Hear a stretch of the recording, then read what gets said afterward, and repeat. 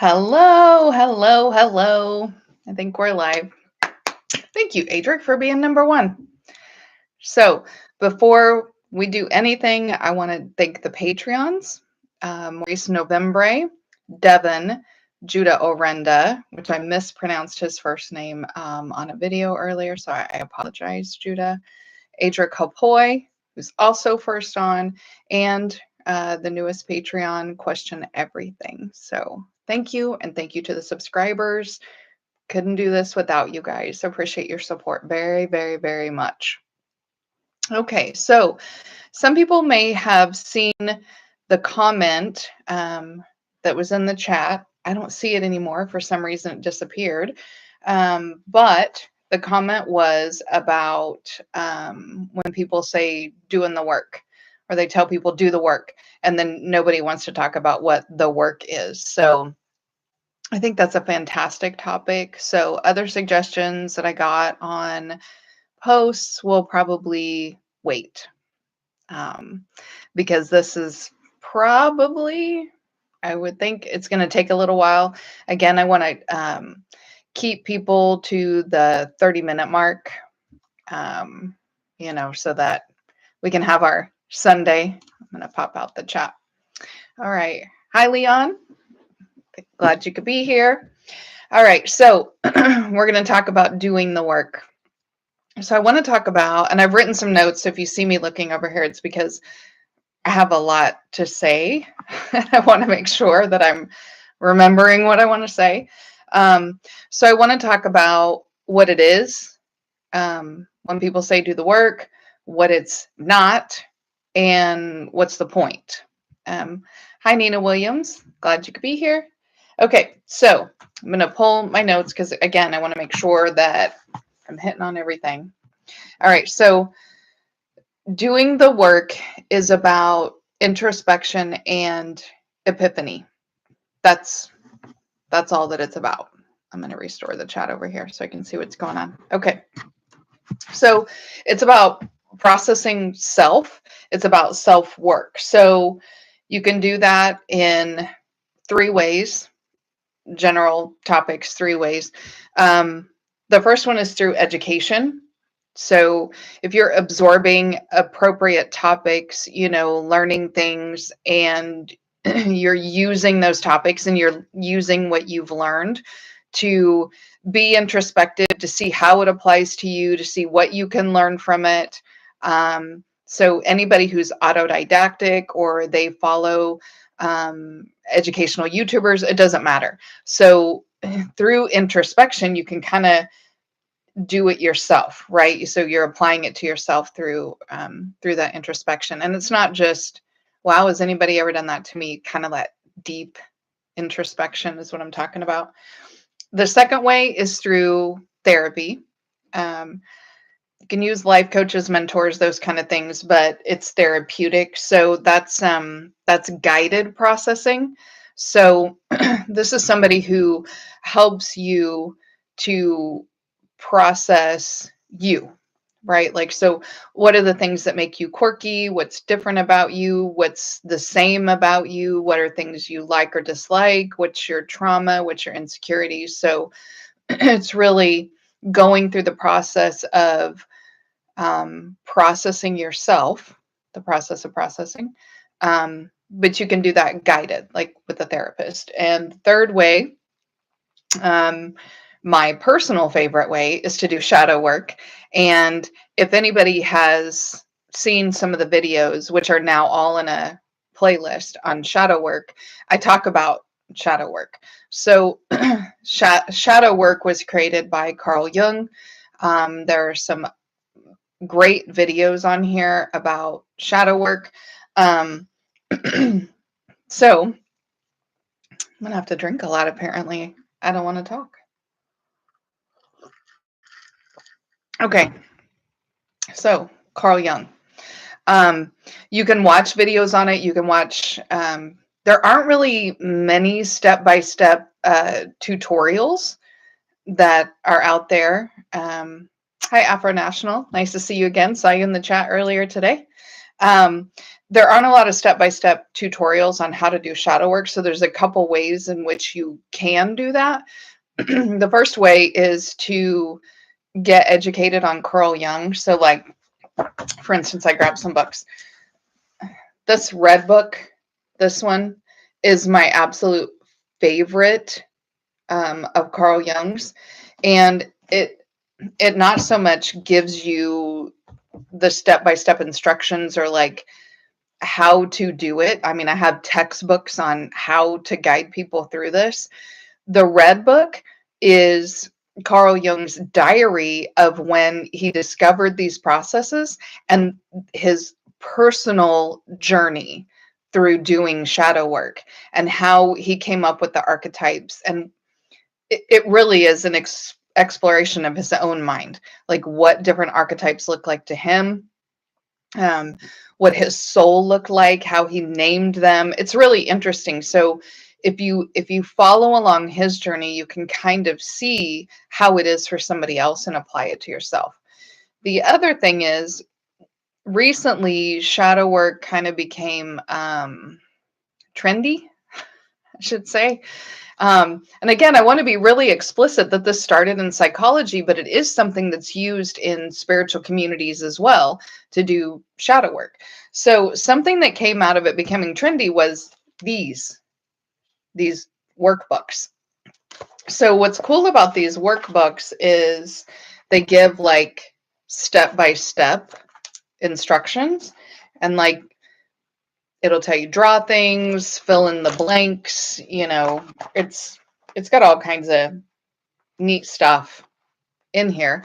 So it teaches about like the concepts, and then it gives you like sentence starters kind of thing. So it's pretty neat if you're going to do the shadow work by yourself, or this is like a personal journey. They're pretty cool. Like this one specifically is a second edition, as you'll see, but I just got it off of Amazon.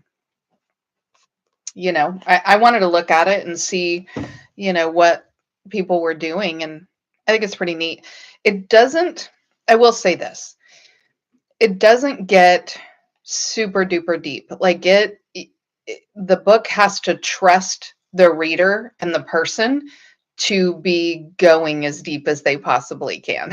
So, which when we're all picking at our own inner wounds, how do we know when we've reached the infected part, right? Like, so those are ways you can do it. Now, I did have a question that I wanted to put out during this live with the people who are in here. If anybody is interested in me doing a series on step-by-step, how to do each step, almost like using a workbook, using Jung's philosophy. So I would be kind of bolstering it up with Jungian stuff and going through the steps of doing shadow work.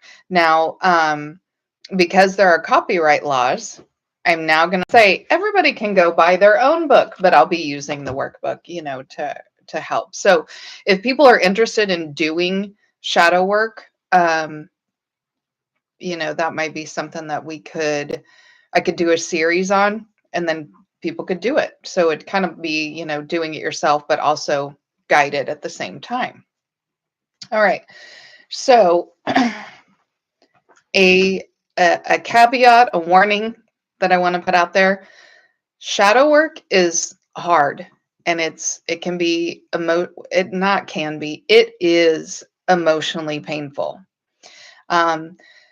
So using the hero's journey, which I do a lot to describe shadow work, and the dark night of the soul, and I mean, it's this whole process where you're really digging at all of your inner stuff. There's a lot of pain that's associated with that, right? So when you're digging in there and you're re-experiencing things, and it's almost like you're re-traumatizing yourself, and then you'll get to a point in this journey where you become nihilistic. You're ready to burn it all down, or sometimes people get a bit suicidal because you've dug in, and there's all this pain and trauma and all of it there. And then you start the path to redemption, to integrating your shadow, integrating all of that into your ego self, which is how we present to other people, you have to go through all of that process to kind of be whole again. And it's painful and it's tough and it's hard. So I don't ever tell people do the work. If you feel like you're ready, if you feel like it's something you need to do, if that's something you want to participate in, um, fantastic. If it's not, or you don't feel like it's necessary, don't. It's hard. It hurts. So I agree with you, Adric. You know, a lot of times we will just pass on that. Thank you. Okay, so I want to talk about what it's not, because that's kind of the more important piece. Now that you understand the work is just doing like introspective epiphanies, you know, doing some shadow work, like that's all that is. That's all the work is. So what it's not. Oh, I did not turn off my ringer. All right. Okay. Get that done. All right. What it's not. So I made a list. It is not sociological awakening, right?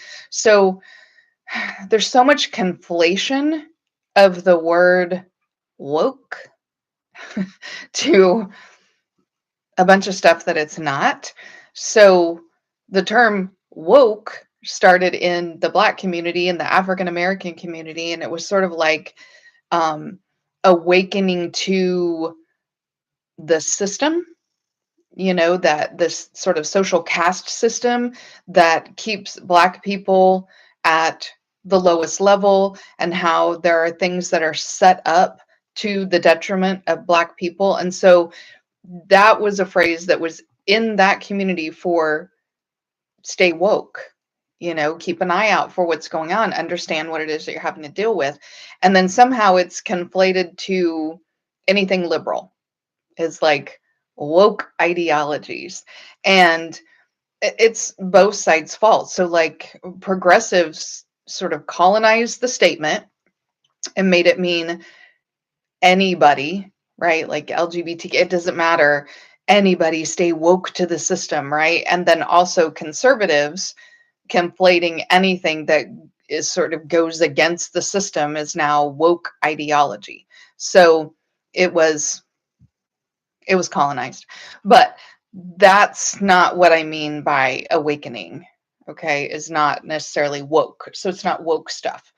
It is not empathy or sympathy for other people. So if you're having a conversation, a debate, an argument, doesn't matter, and somebody tells you, do the work, it literally doesn't apply, because doing the work is all about internal work. It's introspective. It's about figuring out who you are and integrating your shadow with your ego, and addressing, that's the word I was looking for, addressing things that you want to address. Okay. So it doesn't have anything to do with having empathy or sympathy for other people. In fact, a lot of times when we get to the dark night of the soul, we're looking at, why am I even bothering? Right? Like, why do I bother having a relationship? Why do I bother trying to have friends? Why do I bother trying to help people? Why do I? Because, you know, and you'll get to this point again. I'm talking nihilistic kind of, you know, people suck. Why do I even bother? And then in integrating everything through that redemptive process in the hero's journey, you realize, okay, well, I'm going to do what I'm going to do, like what I was put here for, or what I'm good at, or what I enjoy, or whatever. And if people benefit from that, great. If they don't, whatever. It doesn't matter. So doing the work has nothing to do with understanding other people's points of view, or being empathetic or sympathetic, or joining somebody else's fight, or any of that. It has nothing to do with that. And while we're on that topic of somebody telling you do the work, you've heard, okay, you just heard me describe it, right? Nobody who has done the work would tell somebody else, do the work, because it is painful and it's a personal decision. And when and if you ever want to do that, it's solely up to you. And whatever the impetus is, whatever the trigger is to start that journey is again deeply personal. Nobody telling you do the work is going to make you do the work. So that's why I say anybody who says to you, do the work, it means they probably haven't done it, or what they have done is not that deep deconstruction to reconstruct kind of process that the work is supposed to be. Okay. So if anybody tells you do the work, that's a yellow flag or a red flag, one of the two. Like, it means they're using it as a weapon, right? As a way to be condescending, to be like, I know what the work is and you don't know what the work is. And I've done it and you haven't, so I'm better. So it's just a weapon. It's a deflection out of the conversation, right? So they try to use that as a way to win the debate or win the argument, or place themselves as better than the person that they're talking to. And just because somebody has done the work and another person hasn't done the work, there's no value system in that. Again, it's deeply personal. So how could it be? There's no value. I mean, there's no way to equate that. It doesn't matter. It's what you need if you do it or don't do it. So I'm going to check the chat real quick. All right. Oh, yeah. Intersectionality. Yes, Leon. That's another term that got sort of taken, changed, molded, put in different ways, and doesn't mean what the original intention of the word was. And man, that is a pet peeve of mine, is probably the second worst one for me, is when people change the definitions of words. Words have power and words have meaning. And when people just take a word and they change it for themselves, or they'll say, well, in my opinion, woke means, you're not writing the English dictionary. Your opinion doesn't matter. The word means what the word means. It came from where it came. The roots are still the same. It is what it is. You don't get to just change it. My number one pet peeve is misinformation. So that's why that's a close second, because that's part of misinformation. It's people just putting their opinions out and what they think and what they want to be true and putting them out as fact. So, my recent video with a therapist who just read an article, and because she's a therapist, she resonated with the article, she just puts it out as fact. And because she's a therapist, we're all supposed to believe it. Absolutely not. I'm one of those people that if I read something and it's so different to what the body of research says, I'm going to go find the research. Because how did you come up with something so vastly different than what an entire body of research has done? All right.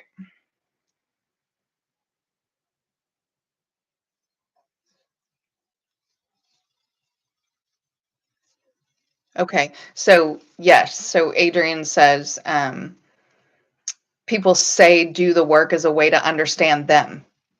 Right. But it has nothing to do with other people. I mean, even that path to redemption, where it's like, I'm going to be authentically me. So that's the healing side of the hero's journey. Like, that's the traverse back to the starting point. Other people are sort of a side note, a consequence. It's whatever, because the whole point is about who you are and how you're going to be. Right. All right. So we're talking about what it is not. Definitely deflection. Okay. So, and I said the warning with that it's a yellow flag or red flag, right? Like, because this is personal. And so somebody saying it to me, it reminds me a little bit of being like cultish or evangelizing, right? Like somebody saying, let me tell you the good news of Jesus or whatever. Like, do the work. It's a bit cultish. Um, Especially when, again, anybody who tells you do the work probably hasn't done it or hasn't gone that deep, because they're saying it out of their ego. I'm better, I know better. Okay, so what's the point? What's the point of doing the work? Okay, so that's good to know. It's to reframe, integrate, or remove unconscious processing, right? Because some of us are like, well, I might do the work, but I don't know what's the point of doing the work. Like, why would I do the work? It's because of unconscious processing. So, unconscious processing can be demonstrated in a few ways. So, the first one is if you keep doing things without thinking about it that upset you. Like, we all do things without thinking about it, right? Like, we breathe without thinking about it. Um, we do a lot of physiological things without thinking about it, but like if somebody throws something towards me, I'm going to catch it without thinking about it. That's not a problem. It doesn't upset me that I didn't think about it.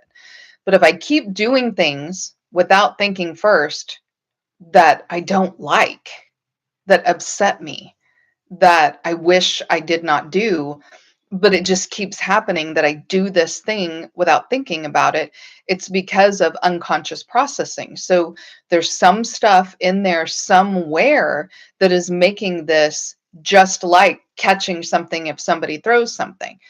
It it's unconscious. You're not thinking about it because it's part of that internal programming. And so reprocessing, reframing, or getting rid of whatever it is that's creating um, that unconscious process is part of doing the work. So that's one of the things that we would look at.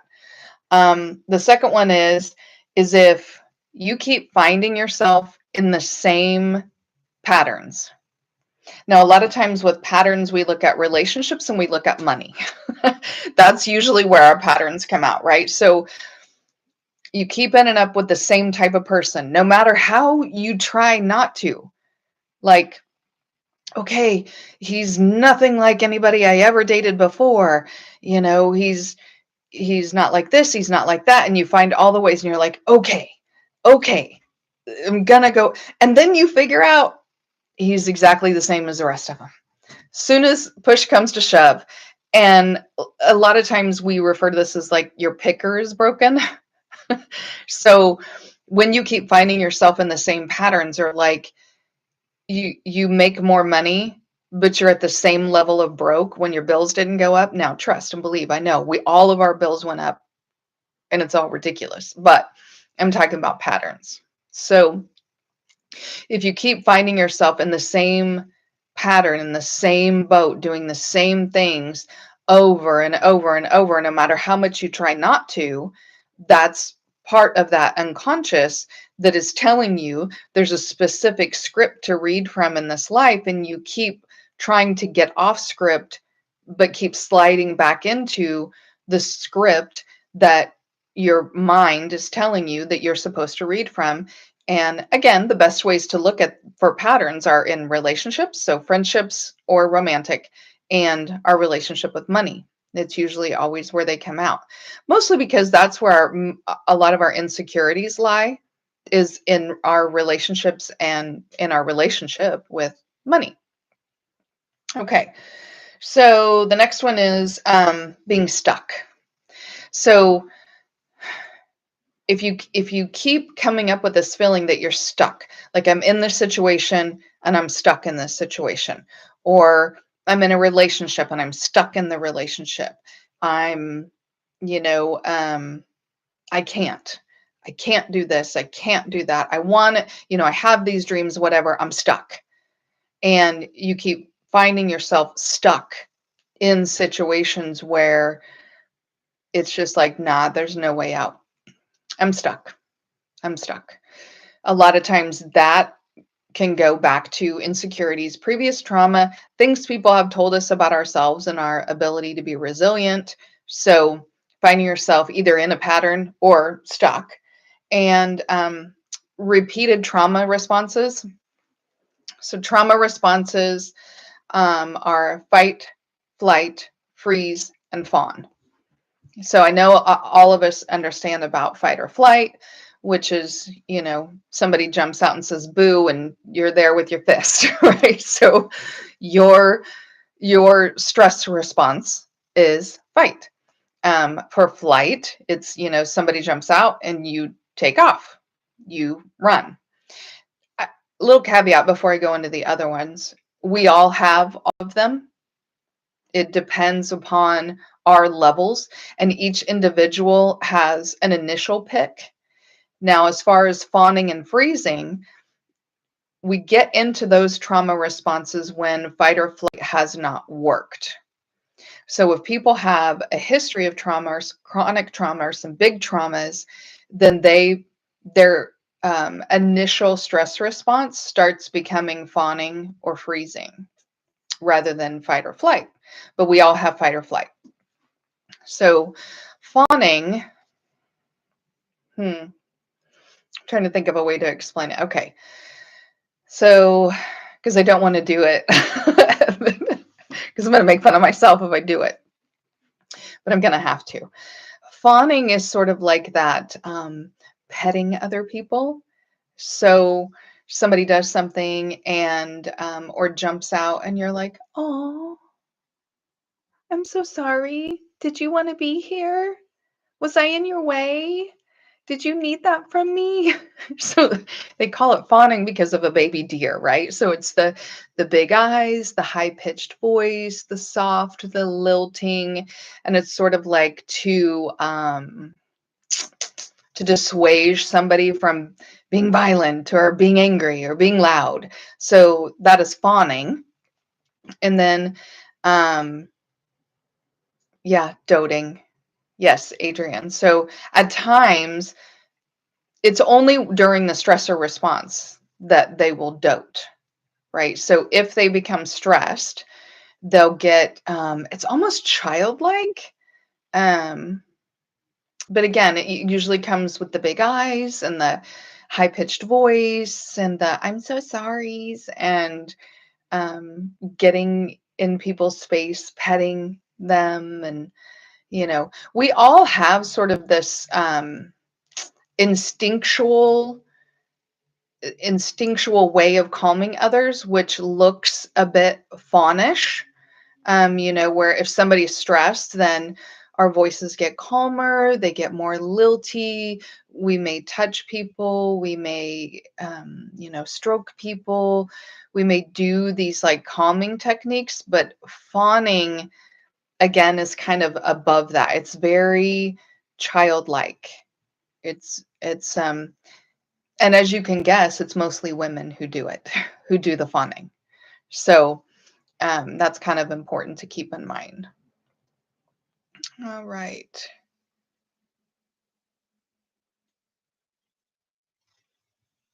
Okay. So yeah, Leon's talking about freeze too, learning to pause. So here's what I want to say about learning to pause is when we talk about those stress responders, they are unconscious. So at times we have to learn how to feel. So we do this with biofeedback. We feel when our vagus nerve has been tripped, where we would go into fight or flight unconsciously. And especially people whose stress response is fight, they have to quickly learn how for that to trigger a pause before they react, right? Because if somebody just shuts a car door behind you, you don't want to turn around and punch them, right? Like, even though it's an unconscious response. So we have to learn how to pause. Now with freeze is interesting. It reminds me a bit of like the ostriches who put their head in the sand. It's it's an interesting thing that happens in the body where the person can't move and can't speak for a period of time. So if you think about, like, if you've ever had those dreams where you're trying to scream and nothing's come out, or you're trying to talk and nothing's coming out, or you're trying to move and it's like you're moving through sludge, So I always used to say that used to be a primary response for me was freeze. And I always used to say, you know, I felt I felt pretty bad because if anybody ever like busted into my house, which it never happened, thank God, I'd be walking through the living room and then be like, it's it's interesting how it feels. It literally feels like the dreams where you can't speak, it's paralyzed. You're paralyzed in that response.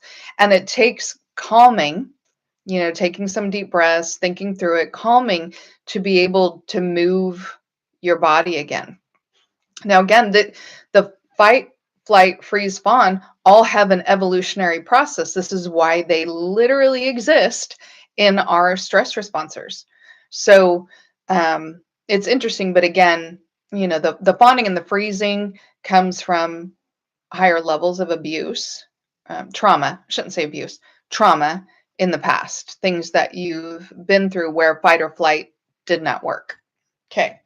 Um, Another way to look at like what's the point, what are we addressing here, is maladaptive coping mechanisms. So if you have coping mechanisms that are not working for your life, right? So these would be things like alcohol, drugs, sex or porn addictions, but even things like addictions to sugar, like eating a lot of sugar, eating a lot of comfort foods, using a lot of escape mechanisms and escape techniques, like almost like feeling addicted to video games or scrolling through TikTok or, you know, if you're constantly trying to escape from your life, all of those things are considered maladaptive because they don't help you to adapt to stress or be flexible and adapt to how your life is flowing.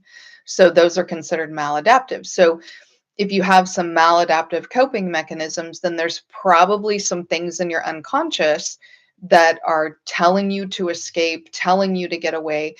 We're feeling bad unconsciously or subconsciously, and we're looking for dopamine hits, from porn, from sex, from food, from sugar, from drinking. We're seeking those dopamine hits to kind of assuage the feelings that we're having, unconsciously or subconsciously. Okay, Adrienne Hicks just said fainting baby goats, and it's very similar. The freeze response is very similar to the fainting baby goats. All right. Okay, so Nina said she'd only heard of the other two. Yep, there's actually four. Again, the primaries are fight or flight, so that it tends to be a lot of what we look at. All right. Oh, hello, Mrs. KP Bailey. It's so nice to see you in here. Okay. All right. Comfort food and sugar. Yeah. Okay. So comfort food and sugar, dopamine hits, right? And comfort food works because it does bring you comfort and calming, right? And here in the United States, where there's a lot of processed foods and a lot of processed options, then if that's a coping mechanism that you use a lot, then we run into other problems, right? So maybe we need to increase our salads or whatever. I know that's something I need to do. I need to increase the green, the green leafy things, right?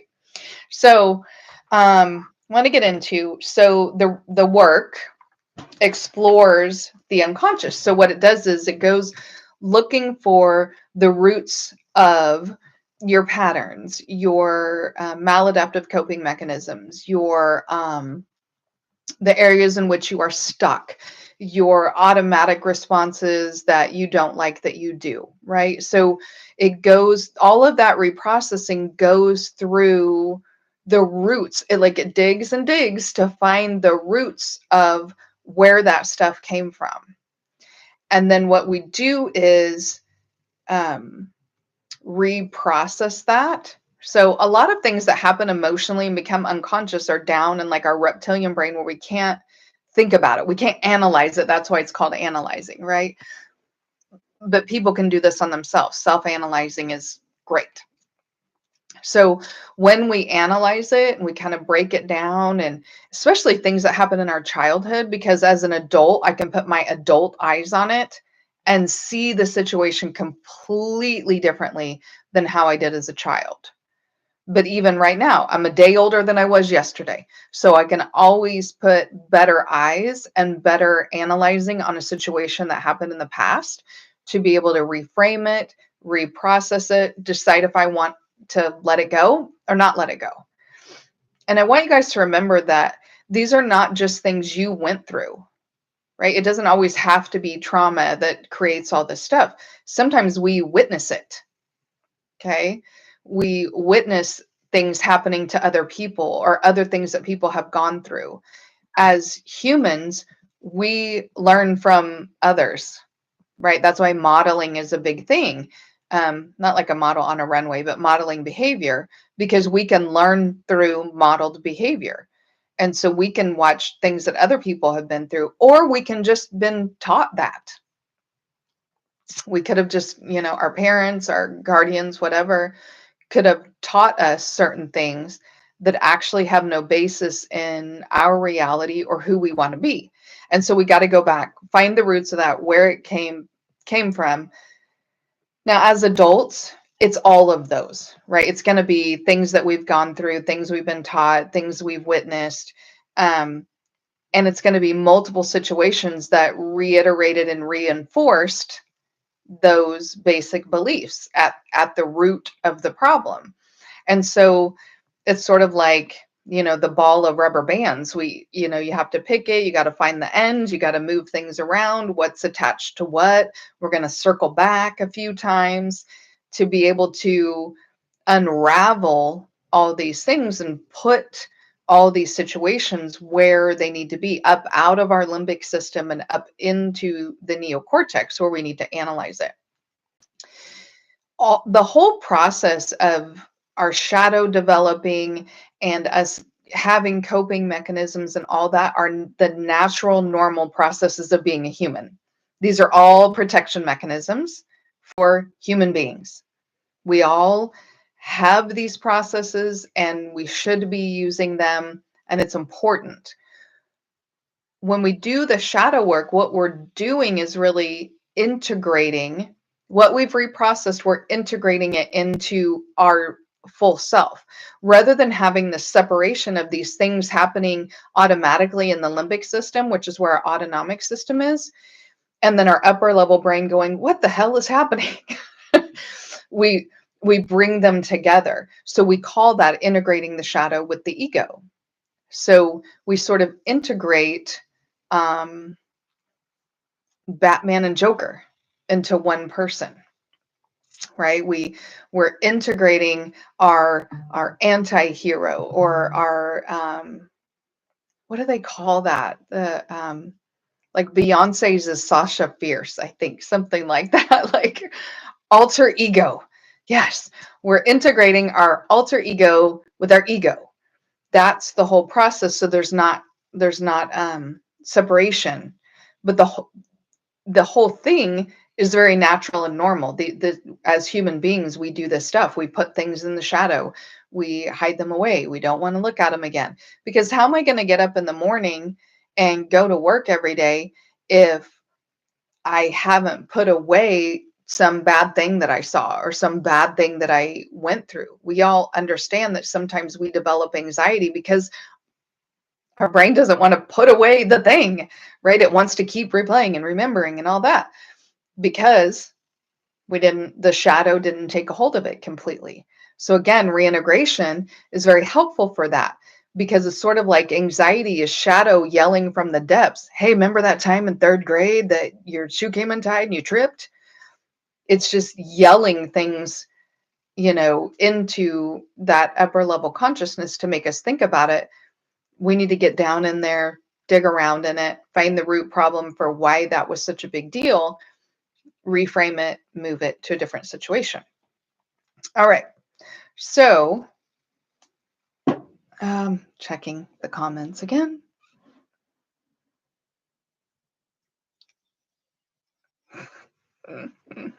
Okay. Hmm. Yeah, definitely. So Leon's talking about the pause again to understand like the situation. Is it, do I need to fight or flee at that time, or something that you walk away from, and that's important. Um, Family teaching us things such as superstition. Okay. Hi, struggling brother. Thank you for joining us. I want to talk about superstition in just a second. Okay. Rumination. It's also, okay, let me back up. Now I'm going to get myself into a squirrel moment. Okay. Superstition. Yes, those are things that we're taught. So Freud, who was a contemporary of Jung, they didn't like each other very much, but they were both developing their theories of the psyche at about the same time. And whereas Jung said we have the ego who's out front and we have the shadow who's on the inside, which we talked about before, right? Like it's like an infinity symbol, you know? Or you think about like an iceberg. There's the part you see on the outside, you know, there's the part you see, and then there's that whole unconscious, subconscious piece that's under the water. That's how Jung described it. The way that Freud described it was we have something called the id, the ego, and the superego. So the way he described it was the ego, again, is the thing that's on the outside, right? That's our mask. That's how we present to others. That's our social media pictures, right? That's our ego. What we choose to talk to people about, what we choose to tell people about us, you know, it's what's on the outside. And the inside, Freud said there's an id and a superego. The id, the best way to think about the id is that's your inner 3-year-old. So the id is all about me, what I want, right? So the id sees the donut on the counter and it says, eat all of them. The id says, I like that pair of shoes, take them. It's all about our sort of our inner child, our inner urges, our basal needs. That's our id. And then the super ego, the reason why it's called a super ego is because that's where we put our beliefs and values. And when you're a child, you get your beliefs and values from your parents. So, and the people that you're around, especially the younger you are. So, superstitions, religious indoctrination, education, this is where we then, all these things that we were taught, so circling back to that, all the things that we were taught go into super ego. Now, as far as Jung, all of that super ego kind of stuff is in the shadow realm. So, but our super ego, it's almost like its sole job is to make us feel guilty, right? So that's why we call it our value system. So, step on a crack, break your mama's back. That goes into our value system, right? Don't let a black cat cross in front of you. Don't walk under a ladder. As we learn these superstitions, our religious, you know, our family's religious beliefs, what we're learning at school, all of that about being a valued person goes into that super ego. And then it's compared, we're constantly doing a comparison to our ego. Okay, so it creates guilt and shame based on what we've been taught. So if somebody was taught that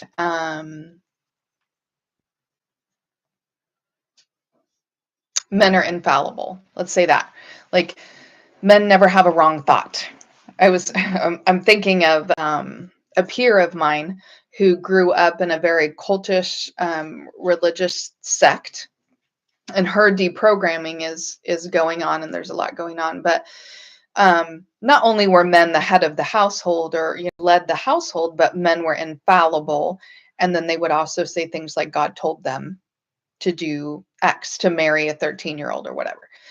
And so if you grow up and men are infallible, then when you're going back through and you're trying to reprogram yourself every time a man tells you something. That super ego is going to be like, but men are right all the time, or you can't argue against a man, or you can't.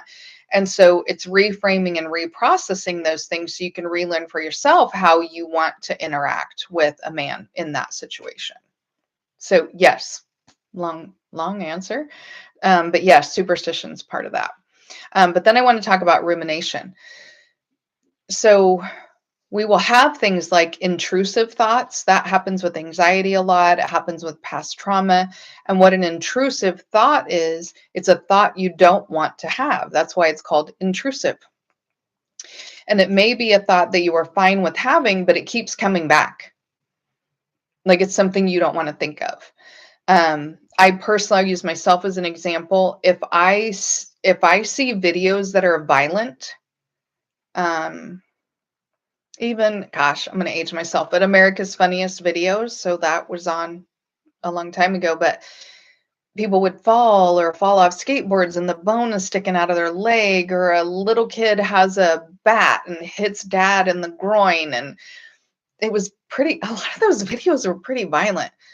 I never thought they were funny. And what would happen is I would see it. And then as I continued through the course of my day, that image would just keep popping back in my mind. I don't want to think about that. So those would be intrusive thoughts, but our shadow can send us intrusive thoughts, can yell from the abyss, kind of like what I was saying, intrusive thoughts. Then, so the difference between so that's an intrusive thought. Ruminations are where we have a thought that may be of the same exact caliber, and we sit and we hold it and we stroke it and we love it. And so that's what it's ruminating is. I'm thinking, I'm mulling it over, I'm turning it over. I keep replaying it. It's almost like self-harm in a way, like psychological self-harm by ruminating on things, because it's not intrusive, which intrusive we're trying to not think about.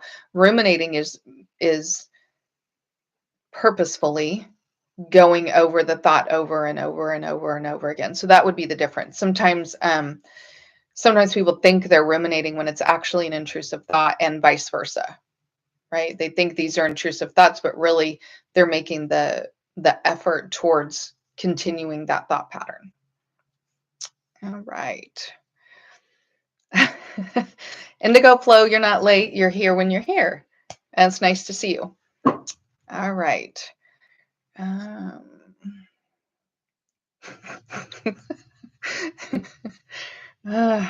Yes, I'm reading the comment about donuts.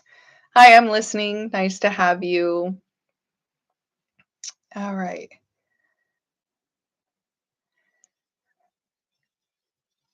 All right.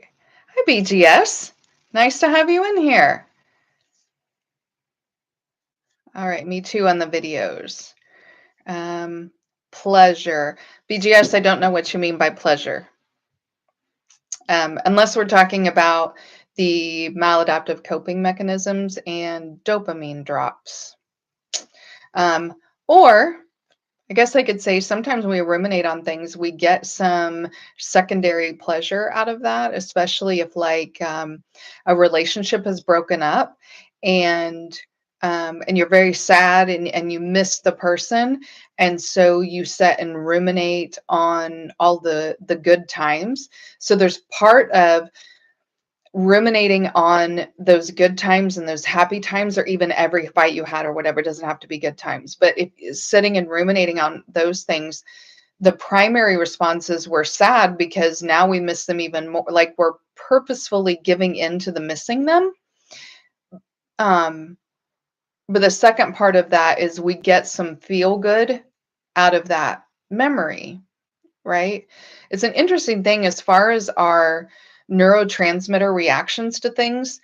Our brain, like we talked about, it's like a supercomputer.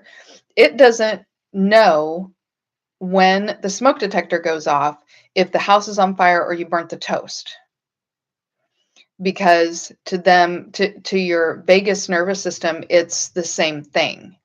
And so when we set and we have memories and we think about things, our neurotransmitters for our feeling system, for our emotion system, is going to respond as if the thing is happening. Okay. Um, so it's think about when you have a dream, right? In a dream, especially a nightmare, right? A nightmare is happening and somebody's chasing you and you fly awake and you're scared and you're sweating and your heart is beating because again, your brain, the supercomputer part, not the mind, the brain doesn't know there's a difference. So think about all the screen time that we have. And when we're watching TV or we're watching movies or we're scrolling through social media, those kind of things, is because we're getting dopamine hits. And because our brain, our emotion center, our emotion regulation, all the neurotransmitters are going to respond to what we're seeing on the screen in the same way. This is why we can literally be traumatized by something that we see on screen. I'm going to kind of circle back to when we talk about unconscious processes and that we can have traumas or insecurities or things in us simply by witnessing other people. So if you think about the kind of media that you bring in, the kind of media that you absorb, just understand that that's going to become part of your internal processes. I use this saying that what you see is what there is. So if I'm constantly absorbing media that men are terrible, okay. So if I'm most everybody is aware that Princella is not my favorite person. Mm.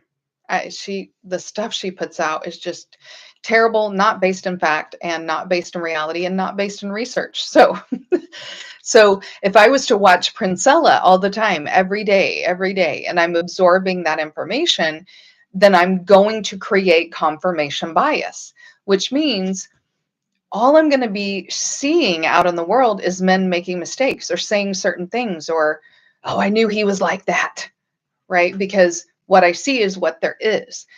If I watch a lot of content where black cats are doing silly things, right? Then when I go out into the world, I'm going to notice black cats and they're going to seem silly to me. Again, because we learn from what's modeled and what we absorb, and it becomes part of our reality. So, if I get too far into that, I'm going to be a little woo-woo. So, that's probably for a different channel. All right, check in the comments.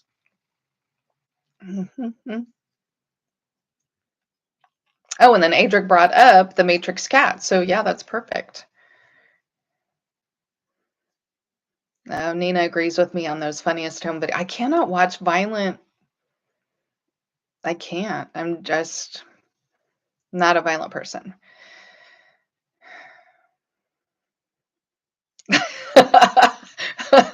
Okay, I liked Leon's response, and not everybody knows who Leon or BGS is.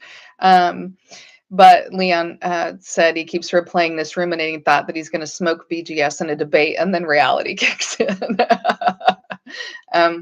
So for those of you in the chat, BGS is also referred to as the master teacher. So that's where that comes from.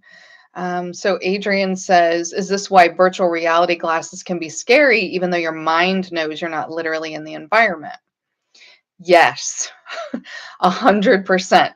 Because your brain, being the supercomputer, is going to drop the hormones and the neurotransmitters for you to interact with the reality that you're seeing. So if you think about, like, you put the goggles on and you can hear things, and it's kind of funny to watch other people, they're doing stuff and it's kind of funny. But if they've done studies where, like, they'll put on virtual reality things and they'll play like hot scenes, like stuff is on fire and maybe you're a firefighter and you have to work through, and you're breathing, you've got a mask on. So then they will ask people, and people are sweating and their core body temperature has gone down, right? Because their body is continually trying to cool itself when you are not actually warm, but you're sweating like you are warm. So virtual reality is like, it's like our screen time on a million, because we're hearing and seeing, and there's nothing like, as everybody's looking at their screen right now, you can still see what's around your screen, be it your phone, your computer, whatever. You can hear what's going on in the room, you can hear cars drive down the road. And so we continue to have a little bit of connection with reality. And sometimes something will happen and we're like, oh yeah, I've been on here too long, and we can cut it off and walk away. In virtual reality, because of how much of that stimulus is controlled, you can't see other things. You can't hear other things. And maybe you have wands or different things in your hands, and there's no reminder that this is not reality. This is when virtual reality first started. We used to have movies about how bad this could be. I'm thinking of a movie where it was when virtual reality was just an idea. My gosh, this movie probably originally came out in the 80s. And I'm going to try to remember the name of it. But what they did for virtual reality in this old movie was they hooked people up with video cameras, and then they sent people out to do activities. So ride roller coasters, go on trips, go zip lining, go swimming at the beach, just different activities. And then people could get their goggles and stuff, and they could purchase or like rent an activity. And so they'd get on their goggles, and they would, because it was like first person POV, they could do all these different activities. Well, like most things, it started getting out of control. And so then they started selling like first person POV porn videos and things like that.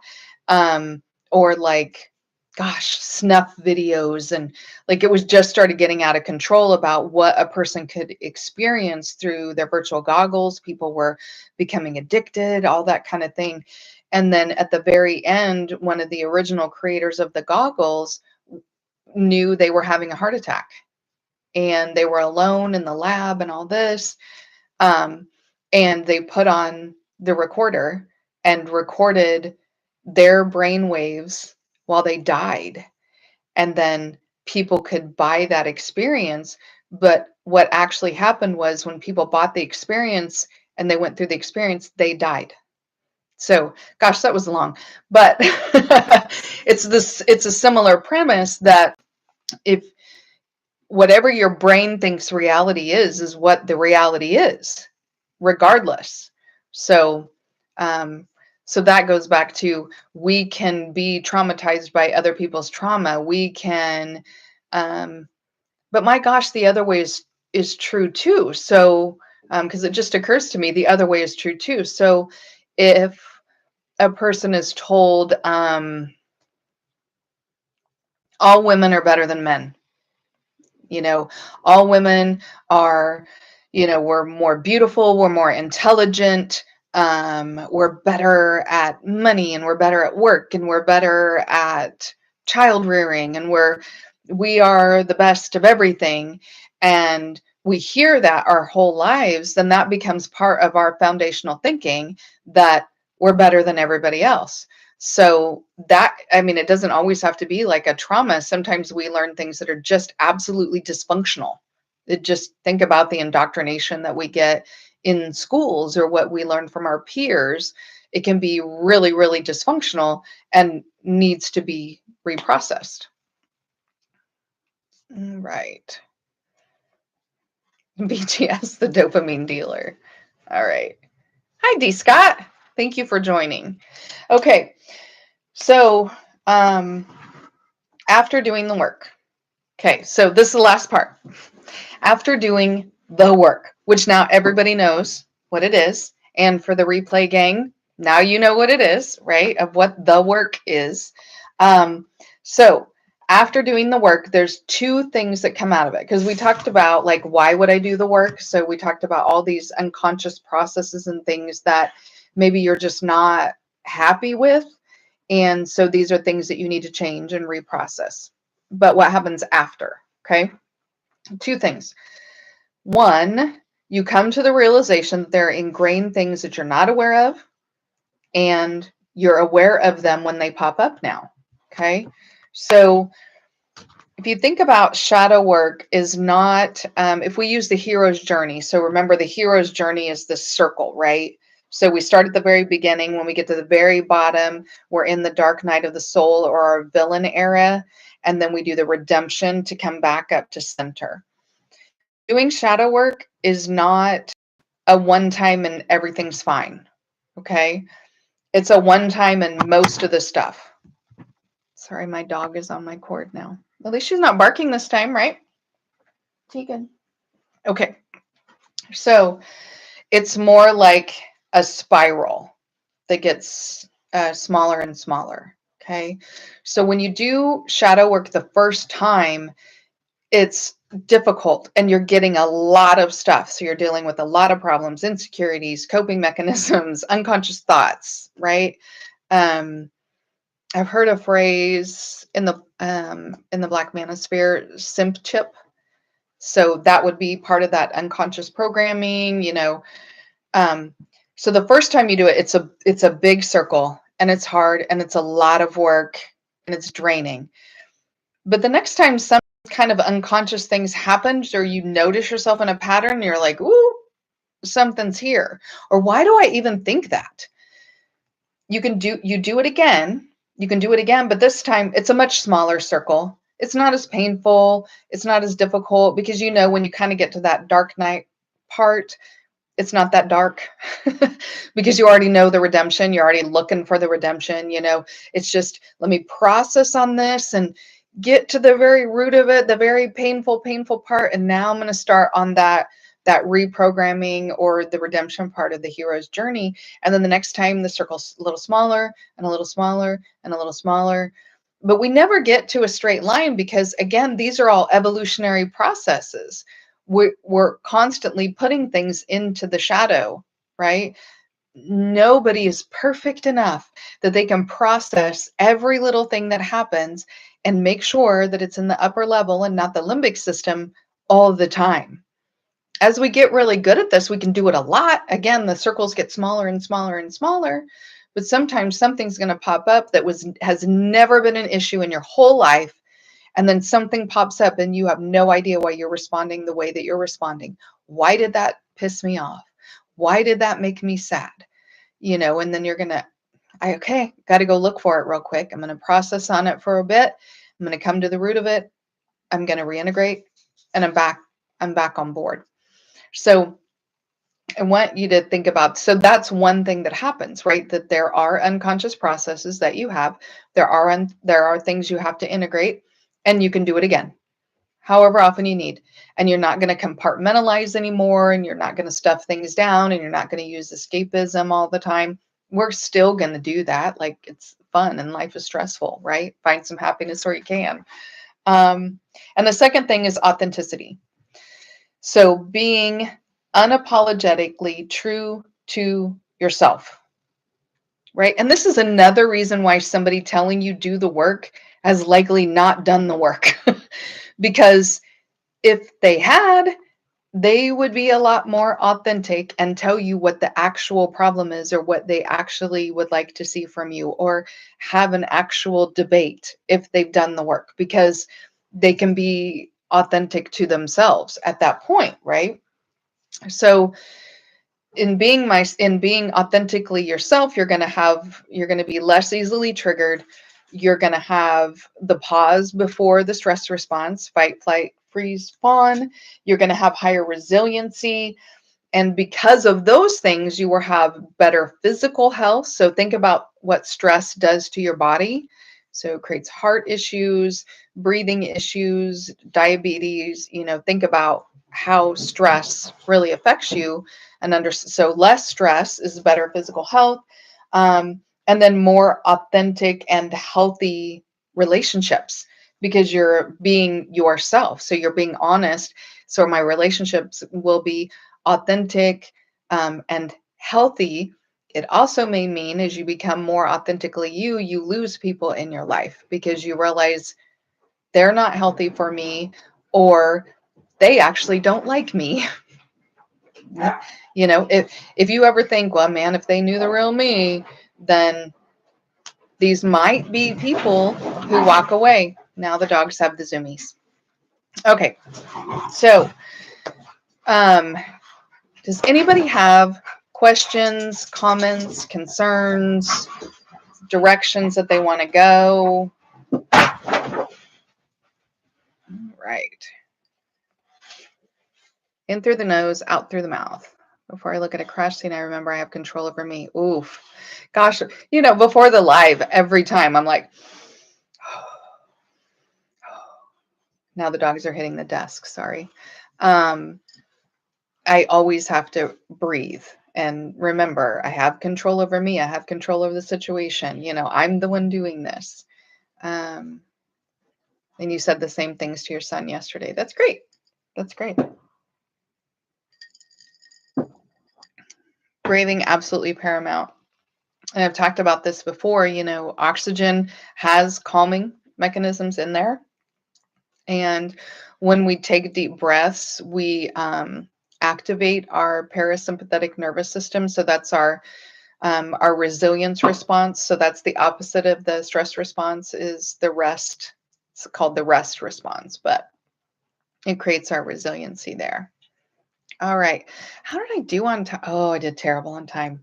It was way more than 30 minutes, guys. But I kind of figured it would be. I appreciate everybody's interactions. We'll continue doing this on Sundays. Again, I'm saving up to pay for StreamYard so that I can have more panels, show more things, maybe do some video reviews. We'll continue to do this on Sundays. I'll continue to post. And if people have topic ideas, the subscribers have topic ideas, please feel free to put in comments and talk about topic ideas. If not, things that are coming up or things that we just talk about in the chat would be great. Otherwise, I hope everybody enjoys the rest of your Sunday, and thank you for being here. Bye.